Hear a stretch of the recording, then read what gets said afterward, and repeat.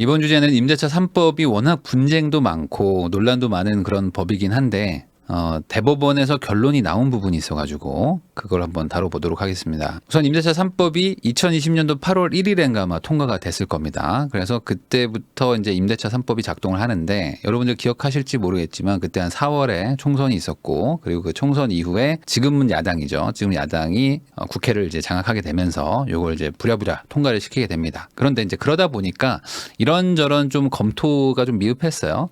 제 기억엔 거의 뭐 한 달 안에 그냥 검토를 많이 안 하고 통과를 시켰었는데 그 중에서 이제 가장 문제가 됐던 것은 바로 이 부분이죠. 계약갱신 청구권인데 이걸 차라리 그냥 4년으로 늘리던지 아니면은 그냥 중간으로 어차피 우리나라가 6, 3, 3 이렇게 학제를 하고 있으니까 3년으로 하든지 해가지고 했으면 좀 차라리 좋았을 텐데 기존 거는 2년이지만 추가로 2년을 협의하면 뭐 더 쓸 수도 있고 안 쓸 수도 있고 그러니까 조건이 붙으면 되기도 하고 안 되기도 하고 하는 일종의 뭔가 쿠폰처럼 유효기간도 있고 막 이런 것들을 이제 달다 보니까 요걸로 이제 분쟁이 생기기 시작합니다.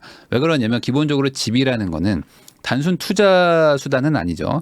내가 지금은 뭐 돈이 없어서 전세를 끼고 집을 샀지만 뭐 3, 4년 뒤에는 내가 이사 들어가야지 뭐 이러면서 실거주 목적으로 사는 분들도 있고 반대로 내가 집을 지금은 뭐 실거주를 하고 있지만 나중에 뭐 집을 빌려줘야지 뭐 이렇게 생각하는 분들도 있고 여기서 우리 애가 학교까지 좀 졸업하고 대학교 가면 좋겠다 하면서 한 3, 4년은 살았으면 좋겠는데 이런 생각 결론은 모두가 다 의견이 다른 그 집이라는 걸 두고 조건부로 이걸 법을 만들다 보니까 이제 문제들이 발생하기 시작하는데 그중에 이제 가장 애매했던 게 이 부분입니다. 뭐냐면 전세 만기 뭐 월세든 전세든 똑같으니까 그냥 전세라고 하겠습니다. 전세 만기가 6개월 전이거나 2개월 사이 그러니까 내가 이제 12월에 만기가 되면은 6월부터 10월 사이겠죠. 그 사이에 계약 연장 의사를 표현할 수 있다. 라고 법에 돼 있습니다. 그러면 이제 계약갱신 청구권을 쓰게 되면은 저 계약갱신 청구권 쓰겠습니다라고 명확하게 집주인한테 표현을 하면 되는 거고 집주인은 반대로 네 뭐 그러세요. 아니면은 저는 뭐 안 됩니다라고 의사를 표현하라 이거죠. 그럼 반대로 이거보다 밖에 표현하면 어떻게 되죠? 무효고 요거보다 짧게 만기 얼마 안 남아가지고 표현하는 것도 무효다. 자, 근데 이게 임차인의 권한이고 주택임대차 보호법에 들어가 있기 때문에 임차인을 보호하는 법이에요. 기본적으로. 그러니까 임차인 프렌들리입니다. 임차인한테 가능한 한 조금 더 유리하게 해석하는 것도 있고 권한을 많이 주는 것도 있는데 이 권한의 의미가 이거죠. 특별한 사정이 없다면 2년 갱신은 가능하다. 그러니까 특별한 사정이 주인한테 있지 않으면 웬만하면 조건부로 수용한다라는 겁니다. 그러면 그렇게 갱신할 경우에는 시세를 올릴 수 있냐? 그것도 아니죠. 이것도 이제 전월세 상한제가 이제 부분적으로 들어가서 갱신할 경우에는 플러스 5% 이내에서 마이너스는 없습니다. 마이너스는 이제 무한대고 상단은 5%로 이제 막혀 있는 그런 인상 제한도 있었습니다. 그러니까 전반적으로 임차인을 도와주는 그런 법이라고 보면 될 것 같아요. 근데 여기서 이 특별한 사정이란 뭐냐? 뭐 7가지가 있는데 그 중에서 뭐 크게 4가지라고 보시면 됩니다. 우선 기본적으로 전세는 뭐 차임이 없으니까 연체라는 개념이 별로 없는데 이제 월세에 사시는 분들은 2달 이상 월세를 안 내게 되면은 계약 갱신 청구를 못 한다. 뭐 이렇게 써 있고 그리고 뭐 이사비를 주든 뭐 어떻게 되든지 간에 합의를 해서 서로 그냥 종료를 하면 이건 뭐 당연한 거죠. 합의하에 안 하기로 했으면 되는 거고 그리고 이제 임차인이 뭐 중대한 과실로 뭐 불을 질렀다든지 아니면 뭐 어떤 건지 모르겠지만 판사가 판단하기에 중대한 과실이다. 고의로 무언가 부셨다. 뭐 화장실을 막 다 터뜨렸다. 뭐 이런 식의 뭐 중대한 겁니다. 이제 주인 입장에서는 재물 손괴가 되는 거니까 재산상의 피해가 있어서 안 되는 거고 4번 임대인의 실거주가 보통 주 이유죠. 그래서 임대인이 자기 가족이든 아니면 본인이든 내가 이 집을 쓰겠습니다. 뭐 주인이니까 2년 지났으니까 제가 들어가서 살게요라고 하면은 비켜줘야 된다라는 거였습니다. 근데 여기서 이제 분쟁이 엄청나게 많았고 그리고 이거를 감시하는 법 뭐 이런 것도 들어가면서 이제 뭐 밤에 11시에 불이 켜지는지 이삿짐 센터가 거기 들어가는지 뭐 거기 관리비가 나오고 있는지 이런 거를 막 탐정처럼 막 찾아가지고 거꾸로 막 신고해가지고 뭐 소송해서 또 받아내는 뭐 그런 사람들도 있었고 뭐 별의별 일들이 많았었는데 요번에 대법원에서 요거에 관해서 조금 명확하게 판결을 내린 게 있습니다. 그 사건을 좀 재구성해 보면 기본적으로 집주인이 A라고 하고 임차인이 B라고 해보겠습니다. 그러면 집주인 A와 B는 전세 계약을 맺었겠죠. 그럼 이제 2년을 사는데 한 1년 반쯤 지나가지고 임차인분이 이제 계약갱신 청구권을 쓰고 싶을 거 아니에요. 자, 그러면 나는 한 번 더 쓰겠습니다. 2년 더 살게요라고 갱신권을 쓴다고 의사표현을 합니다. 언제? 20년 10월 16일에 했다고 합니다. 자, 그러면 집주인 A씨는 어떻게 받아들여야 됩니까? 내가 뭐 실거주 하는 거 아니면 웬만하면 임차인의 권한이기 때문에 네, 뭐 그렇게 하세요라고 했겠죠. 자, 근데 이 집주인 A씨는 어떻게 했냐? 요거를 동의하고 그 다음에 집주인 C한테 팔아버려요. 자, 그러니까 이게 뭐 이상한 일은 아니죠. 이 집에 세입자가 있다고 해서 집을 못 파는 건 아니니까. 그래서 이 집주인 A씨가 매수인 C한테 팝니다. 언제 팔았냐? 20년도 10월 30일에 팔았다고 합니다.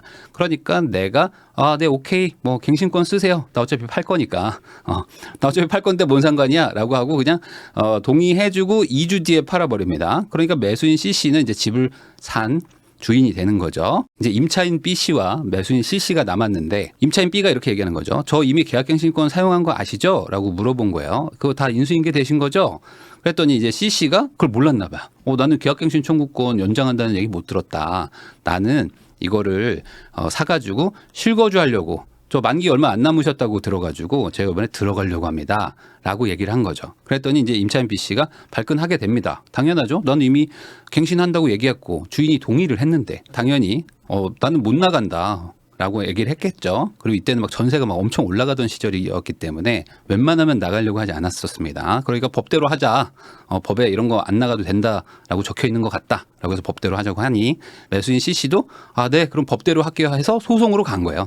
자, 근데 이 주택임대차 보호법에는 이런 항목이 있습니다. 매수인은 임대인의 지위를 승계한다. 근데 이 승계라는 거는 사실 책임도 권리도 같이 승계하는 거, 인수하는 게 맞겠죠. 그러니까 임차인에게 대한 책임과 권리도 같이 인수하라는 건데 요거를 이제 국토부가 이렇게 해석을 합니다. 당시 국토부가 전 주인한테 갱신 허락을 받았죠.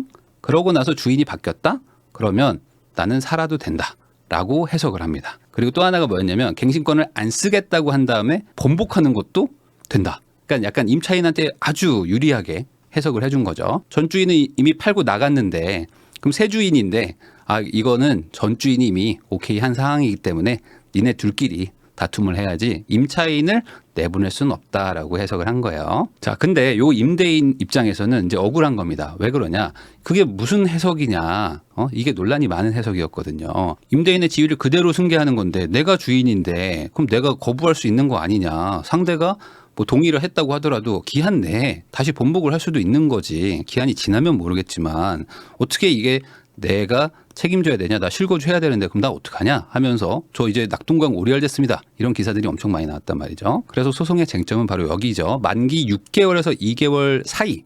그러니까 지금 법적인 기한 내의 싸움입니다. 여기서 주인이 바뀌었을 때 계약갱신 청구권 동의한 거를 거부할 수 있냐가 소송의 아주 큰 쟁점이었습니다. 그래서 이때 어떤 일들이 있었냐면은 실거주 집을 사고 싶은 분들이 이제 집을 살려는데 거기 전세가 있잖아요. 전세입자가 있는데 난 여기 이분이 나가면서 내가 들어가야 돼.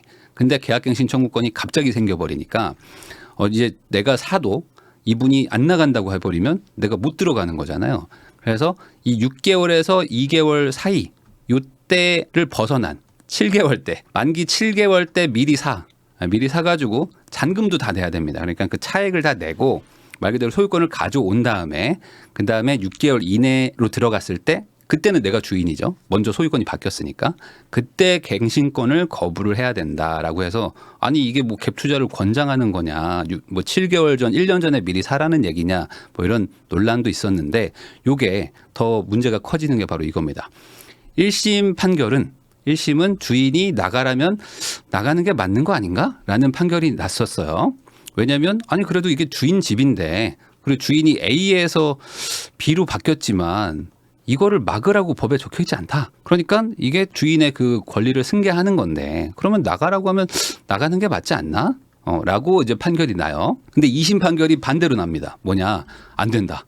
이거 안 됩니다. 이 전 주인이 분명히 인정하지 않았습니까? 그런데 이거를 지금 와가지고 바꾸면 그 임차인 입장에서는 너무 큰 피해다라고 하면서 2심이 나가지 않아도 된다라고 판결을 해버려요. 그러면 이제 3심 마지막 최종 대법원의 판단은 어땠을까요? 이걸 파기환송을 시켰습니다. 그 말은 뭐냐? 2심, 그러니까 고등법원 너네가 좀 법리 해석을 잘못한 것 같다. 그 말은 결국 주인이 나가라면 나가는 게 맞다라는 1심 판결과 동일한 어떤 취지의 이야기를 한 거죠. 그러니까 이게 결국에 이렇게 해석을 하면 되는 것 같습니다. 이게 권리와 책임을 같이 인수하는 거기 때문에 기한이 지난 게 아니죠. 기한 내에 주인이 바뀌었다면은 그 주인의 입장을 반영하는 게 맞다라고 최종적으로 결론이 났습니다. 그래서 주택임대차보호법 제3조를 다시 한번 보면은 요 사항입니다. 임차주택의 양수인, 그러니까 양도 양수, 그러니까 뭐 팔고 사고 하는 분들, 그러니까 산 분은 임대인의 지위를 승계한 걸로 본다. 그러니까 내가 임대인이다라는 거죠. 그래서 말 그대로 법에 써 있기 때문에 이걸 그냥 명확하게 해석한 걸로 보면 될 것 같습니다. 당시 국토부에서 이런 그 해석을 할 때 물론 그때 분위기가 막 전세가 막 올라가고 임대차 3법이 막 문제가 많다 막 이럴 때였기 때문에 뭐 어떻게든 이걸 좀 뭐 무마를 좀 해야 되죠. 법이 좀 허술한 부분이 있었어요. 그래가지고 임차인 위주로 조금 법 해석을 한 거는 있었는데 이게 결론적으로는 좀 과한 해석을 한 걸로 결론이 났습니다. 근데 이제 문제는 이거죠.